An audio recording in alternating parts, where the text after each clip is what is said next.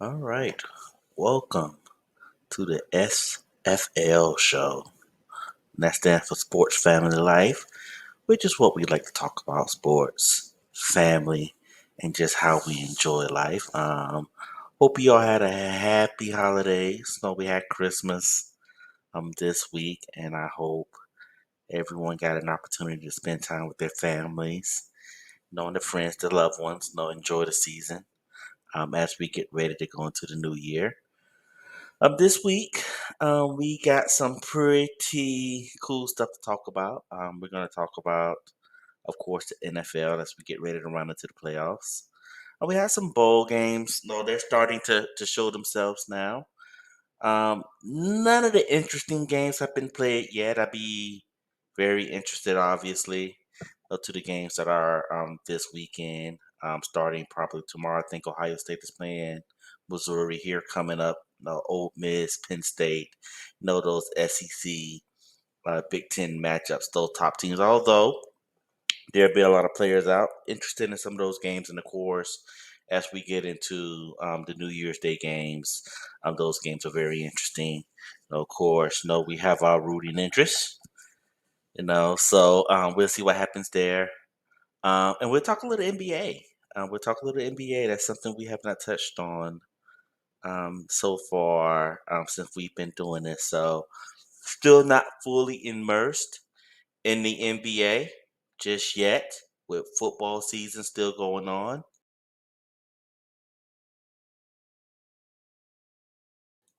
But we're gonna talk a little bit about the NBA, and then we'll go ahead and do no some New Year's not resolutions, but just some of the things that we're looking forward to in the New Year's, and wishing you all a very safe and joyful, joyous New Year's Day as we get ready to go into 2024. So, um, let's go ahead and let's jump right in. Let's go ahead and talk about the NBA. Of course, as I stated before, still not fully immersed, in the NBA yet. I still do have my rooting interest, which is the Miami Heat, being that Miami-based individual. But I am starting to watch a few more games, as the time goes on, as the football games rounds into the playoffs. So um, we had NBA games on Christmas, and I'm gonna tell y'all the first thing that I found was interesting about that. There were NFL games on Christmas. Now, um, I don't know if these leagues talk to each other. I don't know if they um, have specific days set aside, especially holidays for just them. But I know this in the past. I don't remember seeing NBA games during Thanksgiving. That is a football day. That is a football day. The NFL normally, of course, the Lions games they normally on Thanksgiving. The Cowboys they're normally on Thanksgiving. We know our Thanksgiving games. The NBA normally leaves that day for um no football. And I always felt that the NBA was a basketball day. That was their holiday. It's kind of like, okay, you all have Thanksgiving, we have Christmas. So it was very interesting seeing the NBA kind of intrude.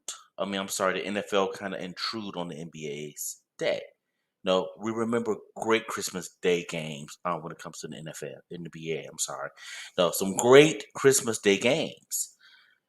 And this year it's almost as if the NFL said, you know what, we're kind of going to take this day over as well because there were some really good games that the NFL put on, ending with that Baltimore 49ers game, which we'll get into.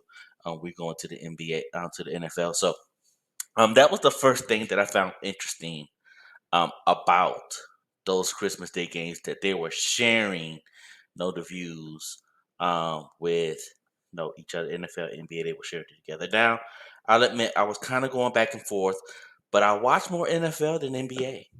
No, I'm just being honest with you because the games now in the NFL means more than the games in the NBA because the NBA is still starting. They're still in their first 30 games or whatever the case may be, maybe 30, 35. So now you're getting these in-season games where you're looking at standings, things of that nature in the NFL, where the NBA we all know that it's going to probably fluctuate. Team here, team there. It's going to go up, down, whatever the case may be. So, I would be very interested. Or I wish I had the resources to know and hear how that went over. How did that conversation go over, or do they even discuss that with each other? No. So that was the first thing that was interesting about me. Now, when we talk about the NBA, we talk about the games that are going on, we talk about the standings, all of those type of things. Some really interesting storylines going on. Of course, you have your Western Conference where you have some young teams up top. You got, I think, Minnesota's at the top. Then you got OKC, and then you get to your usual suspects with the Nuggets, who won the championship last year. You think the Clippers are up there. No, you have just those normal teams. I think the Lakers are somewhere in the top 10. I'm surprised Phoenix is not up there in the top 10 right now. But I mean, when you have Kevin Durant, Devin Booker, I expect them to be there as well, although they're having a somewhat of a down season. Um, and it's it's almost as if we know who the final four teams are going to be, at the end of the season. When you look at it, yes, I see Minnesota up top. I see Oklahoma City at top. But when it's all said and done, it's not going to surprise me. It's in your Western Conference Finals. You have no, the Clippers and the Nuggets, or something like that. Because that's normally how it goes in the NBA. Those veteran teams, those teams that know how to win, that teams that know how to grind out series. Those are normally the teams that you want that wind up being in those conference finals. So, we're starting to look at it a little bit more. Um, Starting to pay a little bit more attention to what the NBA is doing. Of course, after the All Star break, it'll really wind up, and we'll have a little bit more to talk about in regards to the NBA. But right now, I mean, those young teams up top, no, they're pretty fun to watch. I mean, you look at OKC, you kind of saw it last year. No, you saw them coming last year. You saw them start to round us. Said this is going to be a very dangerous team. No, as they get older. Same thing with Minnesota. You look at what Ant Man is doing, and how he just tends to get better every year. You said these young teams, they're starting to come up, but I still feel like it's going to be some of those more experienced teams, Nuggets, Clippers, if they can all stay healthy. Wouldn't be surprised if the Lakers made a move. They got up there. Still got Luca and the Mavericks. They're still around. Golden State is an interesting story. There's a lot going on with Draymond. I think Draymond has been suspended two or three times since the season started. Um, doesn't look like they have enough. They have Steph. Don't know if Steph is enough. No, so it'll be interesting to see what happens with them. Of course, like I said, I think Phoenix will be up there. So I think you got your usual suspects when it comes to that Western Conference. And I think when it's all said and done, it's going to be one of them teams that we are used to seeing. Now, that's not to say I would not be interested, in Minnesota getting there or OKC getting there. I just don't think it's their time just yet. So we'll see what happens with the Western Conference. On the East, of course, you got your usual suspects up top. You have the Celtics, who are always up there. You have Milwaukee, who has Giannis.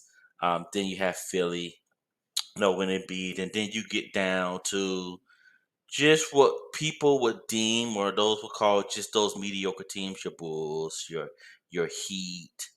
I think the Magic is up there right now. They're in that top 10 tier. We'll see if they can continue to go from there. No, and same thing on the eastern side. You're gonna see the same teams. You're gonna see those same individuals probably vying to get to the Eastern Conference Finals. Now, I'm going to go ahead and I'm going to turn my fandom on now. When it comes to the Eastern Conference, because of course I am a Miami Heat fan.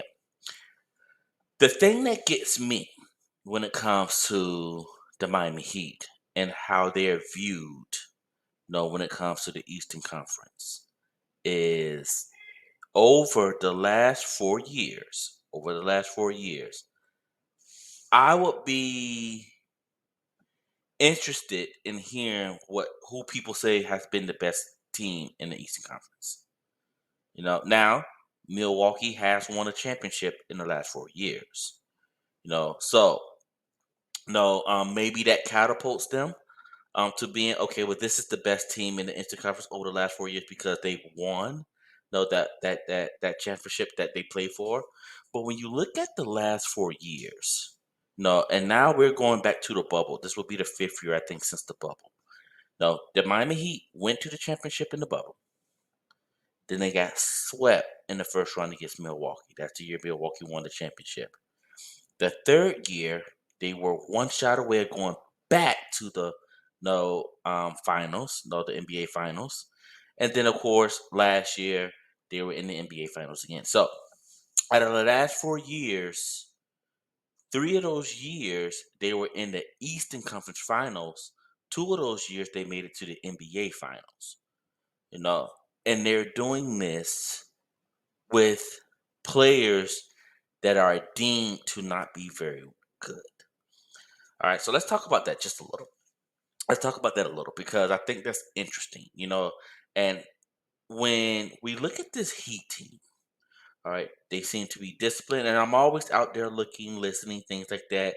I hear those that talk about the Heat being very disciplined. I hear those talk about the heat culture, things like that. Then you have some on the other side that feels like that means nothing. It's not heat culture. It's just you had really good players. That's that. Gilbert Arenas is on this side, and you have others that are on this side. So I'm always trying to listen to, and I try to be somewhere in the middle. Although I am a fan, um, but I will say, and I do feel that over the last 4 years the Heat have been the best team in the Eastern Conference. You know, and this is with injuries and everything that's going on. Somehow, when the playoffs come around, they tend to win. You know, and then the next year starts, and they're never the team that gets talked about, or they're never the team that people are saying, hey, this is who you need to watch out for. This team can make some noise.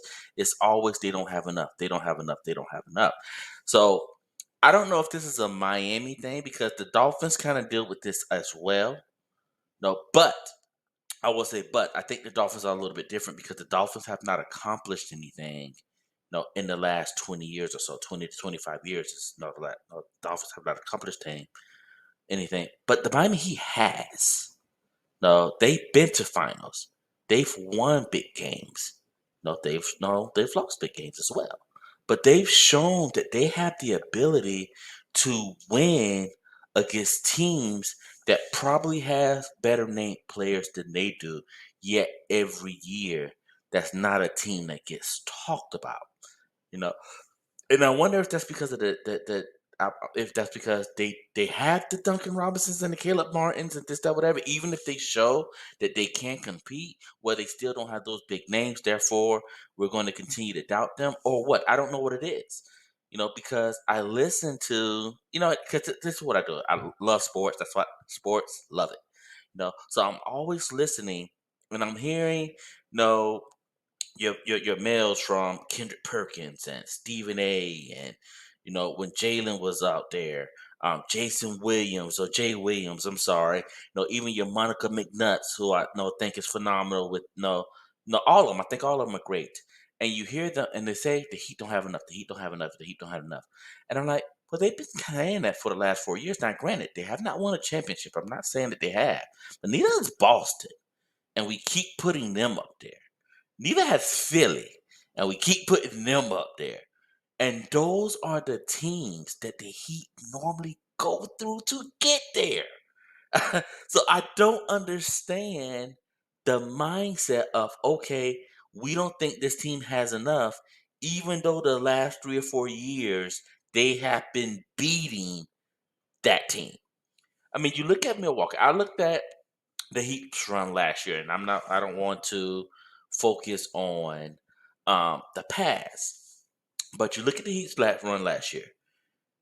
They had the playing game against Chicago, very close game. Could have lost it, probably should have lost it. Some say, all right, and then they go and they play. I think the Knicks in the first round. They win that in 5 or 6. I think it is. I'm sorry, Milwaukee. I'm sorry, Milwaukee. They played Milwaukee in the first round, and they win that game in 5 or 6. I think it is. And the thing that was interesting about that is there were so many individuals that talk about Giannis's injury. Giannis gets hurt in game one. Think he misses game two. He comes back for game three. No. And we're talking about where Giannis got hurt. Giannis was putting up numbers in that series. Go back and look at Giannis's numbers in that series. I mean, he was having 30-point double double. I think he had a 30-point triple double. No, in those series. It was just that nobody could stop Jimmy Butler. That was that's what that was about. It had nothing to do with Giannis. No, in my opinion, no, just my opinion. Giannis was putting up numbers. And the thing that's interesting is that I understand if these were one game sample sizes. We know anybody can win a game. We know that anybody can win one game. But these are series. All right. These are 7-game series, which means that they're beating them consistently. And I don't see how that can be luck.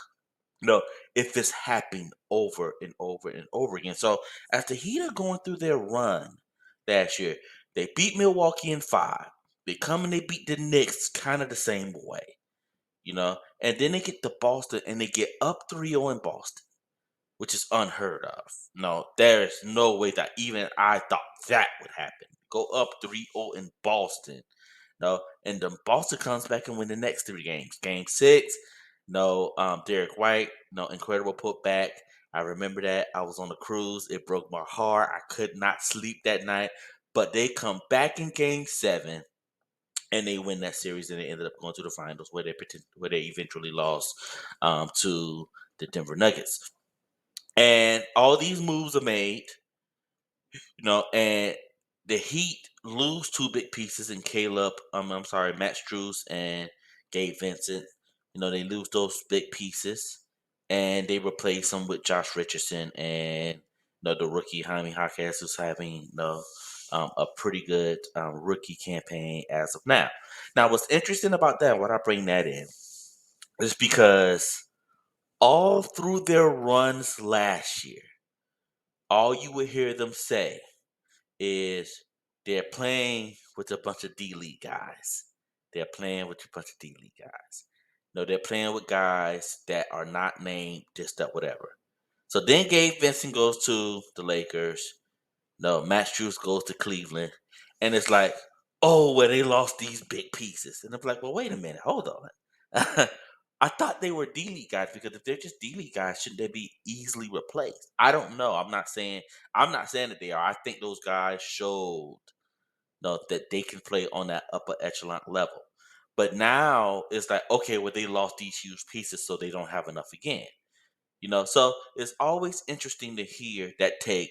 No, I'm not saying that the Celtics are not good. I'm not saying that the moves that Milwaukee made, are not no tremendous. I mean, you add Dame Lillard to Giannis, that is a great 1-2 punch. Drew Holiday going over there to Boston, that is phenomenal. And that makes that team so much more formidable. But at the same time, I'm not looking at that and saying, okay, well, the Heat have no shot, because I've seen them beat those teams. I've seen them do it. You know, and if it's a team that matches up with the team like Boston, to me, it's a team like the Heat.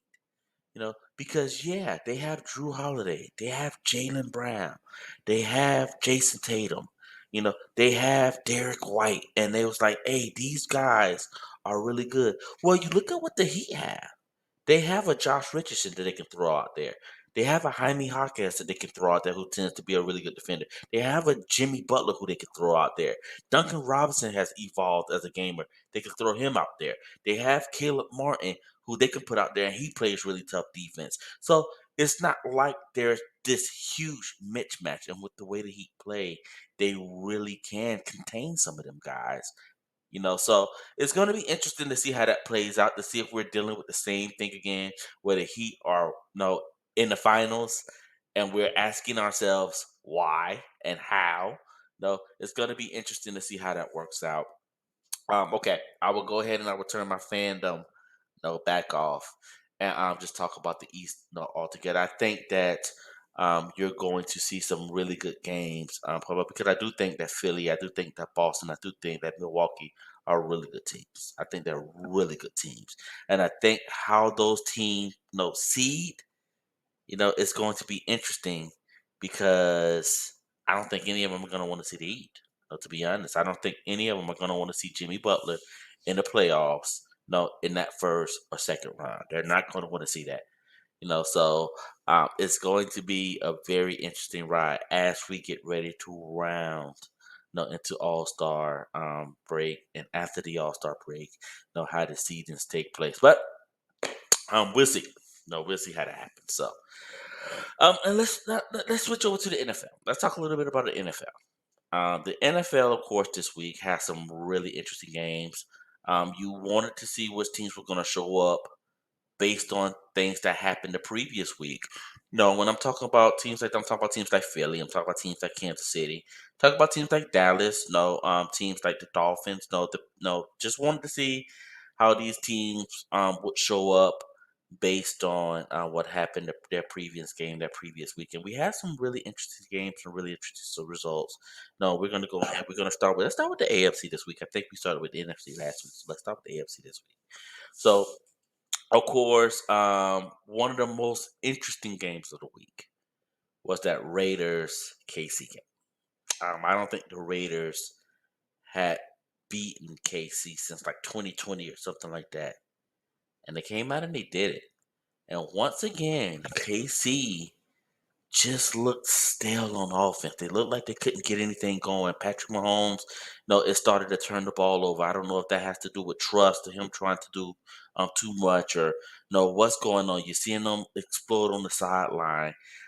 There's a lot of things going on in Kansas City that we need to keep our eyes on. We're used to this team being that 1, 2 seed at the least. And now it looks like they're gonna have to go on the road for the first time for the playoff game since Patrick Mahomes has been there. Um, their defense has been playing really well this year. Um, what's making this team so interesting is their offense does not put them in great situations. Their offense is turning the ball over on their side of the ball. Their offense is even giving up points. So when that's happening, it almost does not matter how great your defense is playing. No, to be honest, they're going 3 and out every time. No, we've seen this happen to teams where they're 3 and out, 3 and out, 3 and out, and you're constantly throwing that defense back out there on the field. It kind of makes the defense look like they're not doing what they're supposed to do when that's not necessarily the case. So, Kansas City, these last two games, they really have to try to get this in order. They really have to do a job, and I don't know if it's the absence of Eric Bieniemy not being there. Maybe he was a glue guy. I mean, I don't know what it is. Not that I would know, but they really have to try to turn this around as they get ready to go into the playoffs. Because when they go into the playoffs, it's just going to be good teams. It's going to be teams like the Bills. It's going to be teams like the Dolphins. It's going to be teams like the Ravens. No, it's not going to be teams like the Raiders who they just lost to. So, um, Casey has some work to do. They got some soul searching that they need to do if they want to get back to where we're used to them being. So, hopefully they can get it together. Patrick Mahomes in the playoffs is magical. We've seen him do some great things in the playoffs, uh, and it's entertaining. When KC is playing when they're playing the way they know they can play, the way they know that they don't, we know they can play. It's fun to watch. So I think that's what us as fans we want to see KC get it together simply so we can have that entertainment, so we can watch Patrick Mahomes do what he does best. So we'll see. No, in the AFC South, man, no, I really don't know who's going to win that division. No, I'll be honest with you. The Texans, the Jags, the Colts, they all look like the same team to me, you know. And when I say the same team, meaning that they all have pluses and they all have flaws. Now, I don't think any of the teams will be able to beat some of the upper echelon teams in the AFC. You talk about your Baltimore's, your Dolphins, maybe even the Chiefs. I don't know, or Buffalo. I don't think they can beat any of those teams. But I could tell you the one that scares me the most is probably the Texans, simply because of their quarterback. Now, of course, no, they lost Tank Dell, the receiver, but I think the Texans have the best quarterback. So if you were to ask me, today, who do I think will win that division and why? I would probably say the Texans because they have the better quarterback. Um, I'm saying the better quarterback because I don't know how healthy Trevor Lawrence is right now. I think he went out again, with the shoulder injury. So I don't know how healthy he is. So right now, I'm thinking, even though CJ Stroud is coming out of concussion protocol, I think that right now the Texans quarterback is probably playing a little bit better. No, that's not to take anything away from Gardner Minshew or anything like that. I just think that CJ is just a better quarterback, and he's been that pretty much throughout the year. So it's going to be interesting to see because we may not know who wins that division to week 17 or week 18. No, so we just not going to know because I think those last games will still have some implications as to who may win it, or not. So we'll see. No, we'll see whoever wins that division. I think they wrap up that 4 seed and will get a home playoff game, even if they have a losing record. They still will get a home game against probably somebody that has a better record than them. So it's going to be interesting to see. It's going to be interesting to see how that plays out. And what happens there. So you got that, and then of course, we get into the AFC North, um, which is surprising as well. Cleveland with their fourth quarterback is really playing some good ball. Now, what makes it interesting is you would think that when they have Joe Flacco at quarterback, that the way they're winning these games is from defense. They have a really good defense, stout defense, one of the top defense in the NFL. You would think that, okay, they're winning these games because their defense is balling out. No, that is not why they're winning these games, at least not all of them. Joe Flacco is balling out. Him, Amari Cooper put up 265 last week. And I'm not giving that credit to just one person, like no, some do. That's both of them. One person has to throw it, one person has to catch it. So it's both of them. They put up 265 last week. Joe Flacco has come in and he has played that quarterback position for Cleveland, masterfully. To be honest, it's going to be interesting to see what happens with Deshaun Watson next year. With their contract, we see all the stuff that's going on with Russell Wilson. And the Broncos benching him, things like that. The huge contract that they signed, that huge extension. I'm sure they're going to do what they can to try to get out of that or try to push the that money, to other places and see how they can, maybe not have to pay all of. That's going to be interesting to see, how that happens in Denver, and it's going to be interesting to see how it happens in Cleveland because I feel like Joe Flacco has looked a lot better than Deshaun Watson looks in that offense. I'm thinking because I feel like PJ Walker looked better than Deshaun Watson in that offense. And I can't explain to you why. We've seen Deshaun Watson be a top 5 quarterback. I don't understand exactly what it is. No, I know my younger brother, he always says that, hey, once they get that money, that's it. No, they're not really putting that out. They're not trying to put that out there like that. They're not trying to no, to kill themselves like they used to. If that's the case, I mean, all right, but Deshaun hasn't looked good, in his time in Cleveland. And Joe Flacco has come in off the couch, which I'm sure he was still doing his working out, things like that, but he has come in and he has looked really well running this Cleveland offense. I mean, honestly, he's looked really well doing it. So it's going to be interesting to see what happens with Cleveland. Cleveland's scary. I saw that at the moment, Cleveland still has an opportunity to win the one seed, depending on what happens in the next couple of weeks. Can you imagine that? Can you imagine Cleveland being the one seed and everyone having to go to Cleveland, to get to the Super Bowl? That would be really interesting. Where Joe Flacco once again, is getting hot at the right time. So I'm impressed with Cleveland. I will say that. And then, of course, you have Baltimore, who is leading that division as well as the NFL with that beat down they put on the 49ers last week or this week on Christmas. That was impressive. No, that was impressive. You know, and what made it impressive is it was a team win. It wasn't one particular player just playing out of his mind. It was team win on defense, team win on offense. Both units played so solid that it was really nothing that they could do. Lamar did what Lamar does. He made great plays. His numbers not overly, spectacular or anything like that. No, didn't turn the ball over, ball control, made plays when he needed to. Boom, here it is, 33 points. No, same thing with the defense. No, Marlon had a pick. Kyle had, I think, two picks. I guess if you want to say someone played particularly, you can say Kyle Hamilton. You know, he had two picks, and the defense just completely just neutralized, just shut down Brock Purdy in that offense. Just completely, just boom, just shut him down.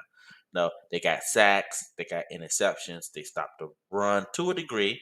I think Christian McCaffrey's number still ended up being okay, you know, but they really just dominated both sides of the ball, and that was really impressive. Because we have not seen the 49ers get dominated like that when they are a whole in 2 years. I mean, last year, yes, Philly dominated them in that championship game, but they didn't have a quarterback. You know, so whole everybody's there. Ayuk, Debo, Kittle, Trent Williams was on the field, and for them to get done, that was that's the most impressive win of the year to me. I'll say that. That is the most impressive win of the year to me. And Baltimore pretty much is in the driver's seat to win the one seed in the AFC. And if you were to ask anyone right now, they would probably say that that's who we feel is going to represent the AFC in the Super Bowl. So if that works out, most people say, "Hey, that was a preview of the Super Bowl." We feel like we're going to get this rematch. So it's going to be interesting to see how that plays out. Uh, they have a big game next week. No, of course, on New Year's Eve against the Miami Dolphins. Of course, who is still in the lead in AFC East. They are one game behind the Baltimore Ravens for that one seed, and they had a really gritty, gutted out win against the Dallas Cowboys. Which was a good win. No, that was a good win. It's interesting to see the the pushback on that win for both teams. It would have been interesting to see if the Cowboys would have won because they would have won a road game against who was some team to be a tough team, but would they still have consider it fraudulent because there's still something that feels like the Dolphins was fraudulent even with this win, you know. And like I said, I can understand that. I understand that concept. Listening to Colin Cowherd, all those guys talk. When they talk about the history, they talk about how the Dolphins have not done anything. They have not shown anything in the last 20 something years, and that plays a part, in how they feel about the Miami Dolphins. Now, let's do this. I'm gonna turn my fandom back on, and let's talk a little bit about the Dolphins from a fan perspective.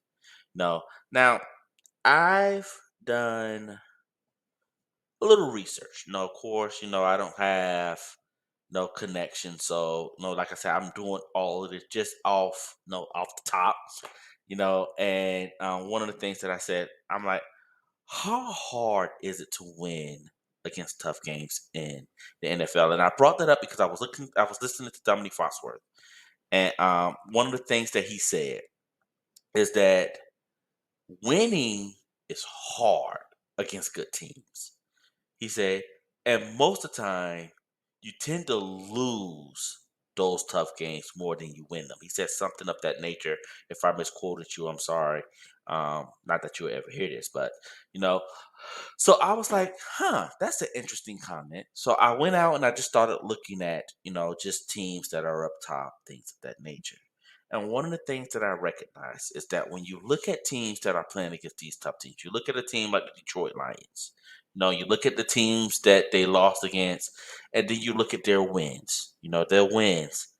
Those teams aren't overly tough. I think their best wins are probably against like Minnesota, who's in the division, and things like that. You look at KC, their best wins probably the same as like Minnesota and things like that. You look at these teams and those tough games, they tend to be hard to beat. I mean, even from like Buffalo 49ers, things like that. They got two or three good wins, and the rest of those teams are good teams. The rest of those wins are against teams with lesser talent. You know, and you look at those losses. No, and I start to retract them in my mind, and I'm like, man, it seems like every inch matters when it comes to playing these tough teams, you know, and that 1 inch,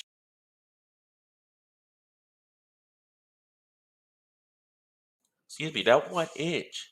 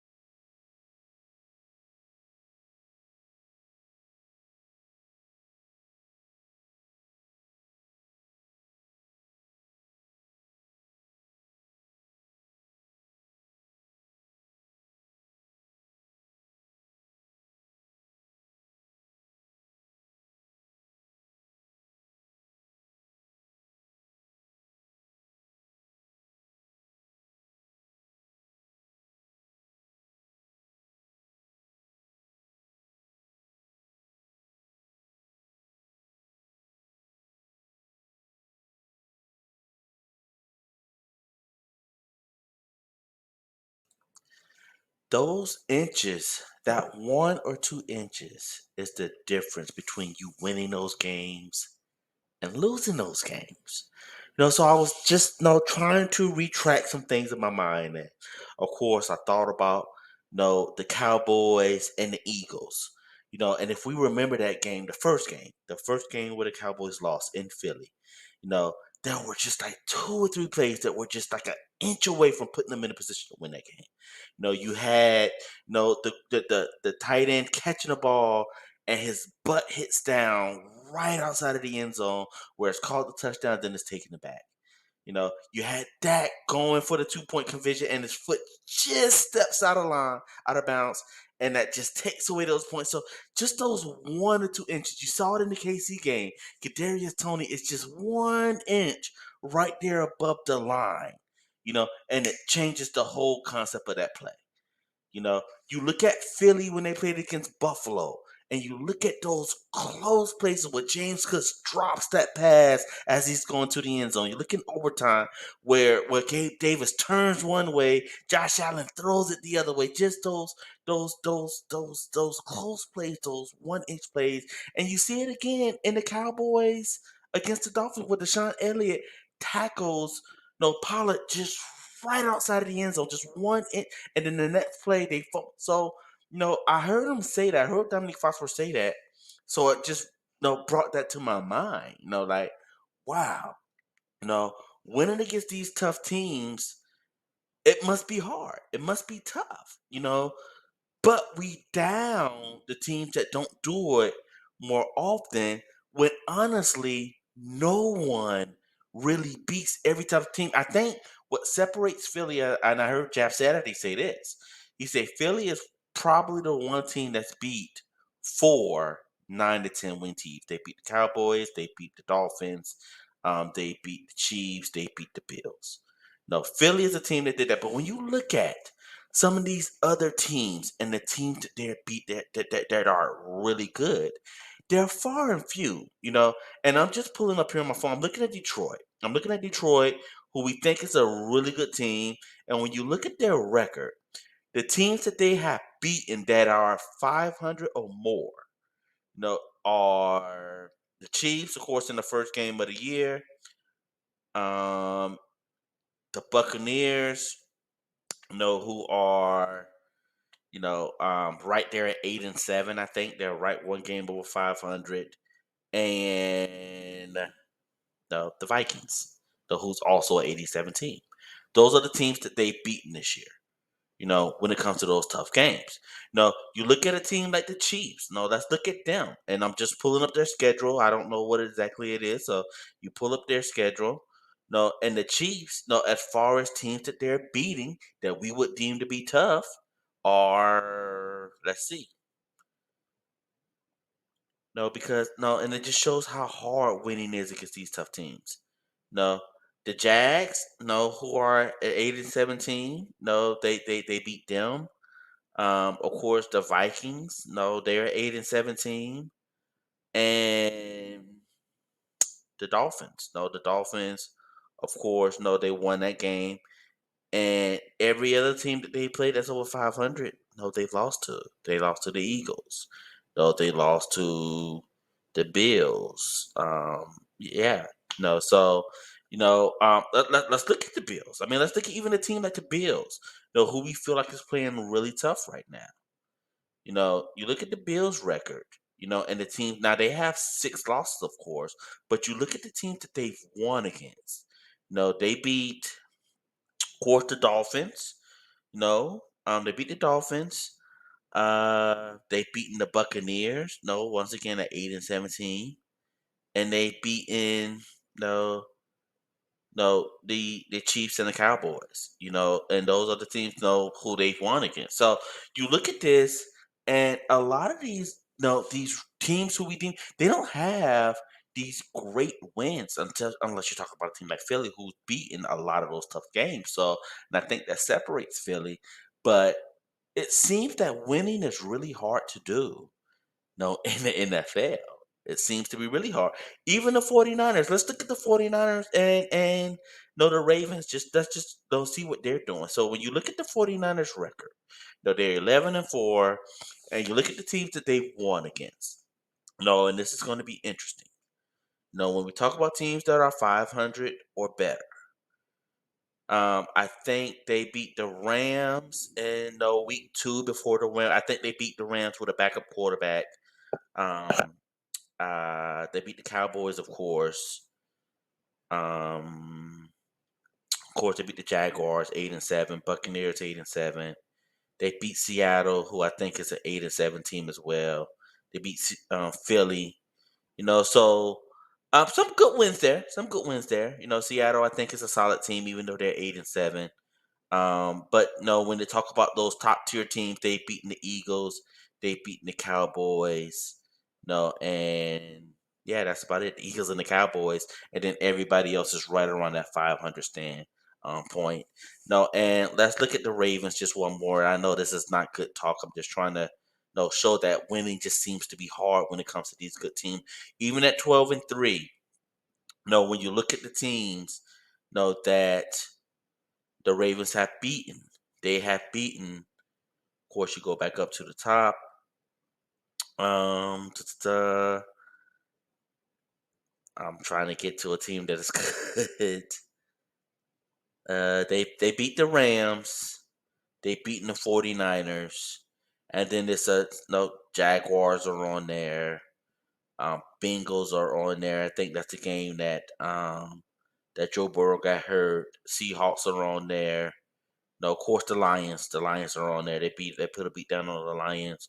And the Browns. No, the Browns are on there, who's a really good team. So you got the Browns, You got the Lions. They split with the Browns actually. You got the Browns, you have the Lions, and then you have 49ers. So those are those teams that they beat. So I guess what I'm saying is that beating tough teams are hard. Those inches matter. You know, and in my opinion, when we start to down these teams because they don't win, quote unquote, what we feel like the tough games, well, nobody really wins all of those games. Nobody wins them. So no, I think we got to give these guys a little bit credit. I heard Tyreek Hill said that he wished that some of the former players, they were a little bit more. I'm not gonna say nicer, but that they really were better at commentating, when it comes to sports because they've been in these circumstances, they've been in these situations, they know how hard it is to win these type games. So instead of tearing a lot of these athletes down like they do, they should be build them up. But he said something of that sense. So very interesting things going on in the NFL. This Baltimore Miami game, I think, is going to be very interesting. I think this is an opportunity for Miami to validate themselves. So people are saying you're not a tough team. People are saying you can't win the big ones. People are saying you don't know same old Dolphins. I even admit, as a Dolphin guy, as a Dolphin fan, that I sometimes say same old Dolphins. When they lost to that Tennessee game, I was so hurt. I said this is the same thing we see every year. The same thing that we used to see back in those Dan Marino games where they would lose tough games, and boom, it collapses right there at the end. So this is an opportunity for them to validate themselves. If they go out, they win this game against Baltimore, put themselves in a position to win the 1 seed, win the AFC East, because that's what that will do. They will win the AFC East if they win this game. Man, this just shows you how important that Tennessee game was. If they win that Tennessee game, they've already won the AFC East, and Buffalo has no shot at catching them as far as the division, no winning. But if they win this game, they can go ahead, they can capture the AFC East, and then next week they're essentially playing for the 1 seed. If they want to go ahead and go for that. So this is an opportunity for them to validate themselves. Hey, Dolphins, y'all are saying everybody's doubting you all. No, y'all saying people don't believe. We feel like we could do it. Go do it.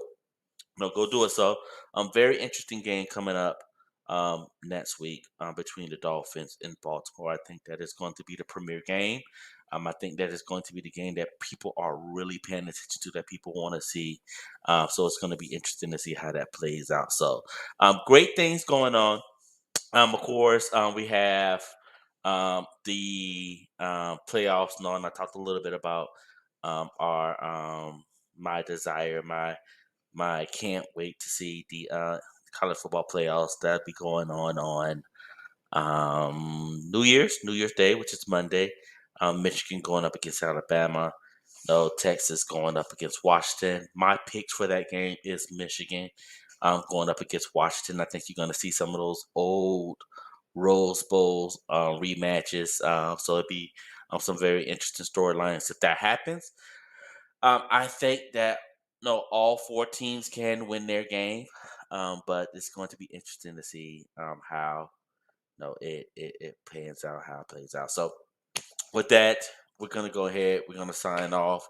I hope you all have a happy New Year. Once again, I like to say enjoy family. Make sure that you are showing each other that you love each other. No, I really enjoyed being with my family for the holidays. I have three brothers. It's four of us. We all were here. We got a chance to spend some time together. We got a chance to take some pictures, love on each other. Because you never know what the future holds. So please spend time with your family. We did some trivia, some Jeopardy trivia, things like that, where we got to ask some questions about about movies and the Christmas songs and Christmas movies and just family traditions. So I really enjoyed that part. Me and my brothers actually got into a really heated discussion that I want to bring to you all in the future about what is the best song on the Five Heartbeats movie. I know I have my pick. He had his pick. Maybe that's a topic that we'll talk about here in the future because I would love to know what you all think. about the best song in the Five Heartbeats movie, and know which movie is better, The Five Heartbeats of the Temptations. On top of that, know which is the best musical movie out there. For me, Dreamgirls, hands down. But it'd be interesting to see or hear what you all think. Those are the things that we talk about when we're with family. So it's always enjoyable. We talk sports. Of course, we talk family. We talk life. Which is what I want to bring to you all. So you all take care of yourselves. Have a happy holidays, a great new year. Be safe out there. We know the New Year's can be a little dangerous when it comes to some of the things that are going out. Be careful when it comes to your party and things of that nature. But have yourself a good time. Don't forget to pray and thank God for bringing you to another year. No, that is very important because we know that we don't do this ourselves. No, so don't forget to do that as well. Be thankful, to see another year. No, and if we have families, make sure that we're praying over them as well. So with that being said, you all have a wonderful week, and we'll do this again next week. Take care. Talk to you later.